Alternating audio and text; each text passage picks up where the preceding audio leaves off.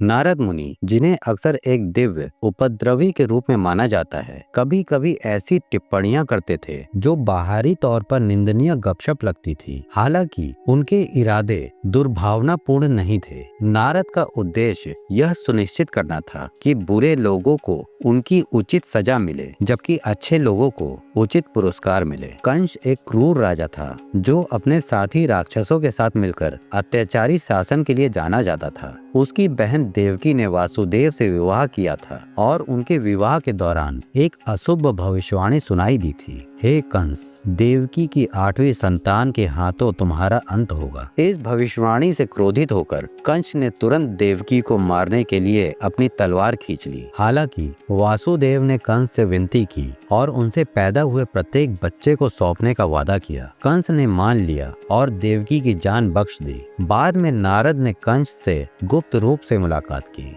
जिससे राजा के मन में संदेह और भय के बीज बो दिए गए। उन्होंने कंस को चेतावनी देते हुए कहा, हे कंस, स्वर्गदूतों ने तुम्हें मारने की साजिश रची है। तुम्हारे पिता उग्रसेन, देवकी और वासुदेव सभी ने स्वर्गदूतों से हाथ मिला लिया है। तुम एक राक्षस हो और स्वर्गदूत तुम्हारे कट्टर दुश्मन हैं। इस रहस्य उद्घाटन से कंस क्रोधित हो गया और उसने देवकी और उग्रसेन को कैद कर लिया तथा खुद को राजा घोषित कर दिया। नारद की दुर्भावनापूर्ण गपशप वास्तव में कंस के पतन को तेज करने के लिए बनाई गई एक रणनीतिक चाल थी। नारद के कार्य भले ही छल पूर्ण लगे, लेकिन उनका उद्देश्य बहुत बड़ा था। वह समझ गए थे कि जब कंस जैसे दुष्टों की दुष्टता चरम पर होगी, तभी ईश्वरीय न्याय होगा। कंस के पागलपन और क्रूरता को भड़काकर नारद ने भविष्यवाणी को पूरा करने में तेजी ला दी। कंस के अत्याचार तेजी से बढ़ गए। उसने नंदा गोकुल में युवा कृष्ण को मारने के लिए कई राक्षसों को भेजा,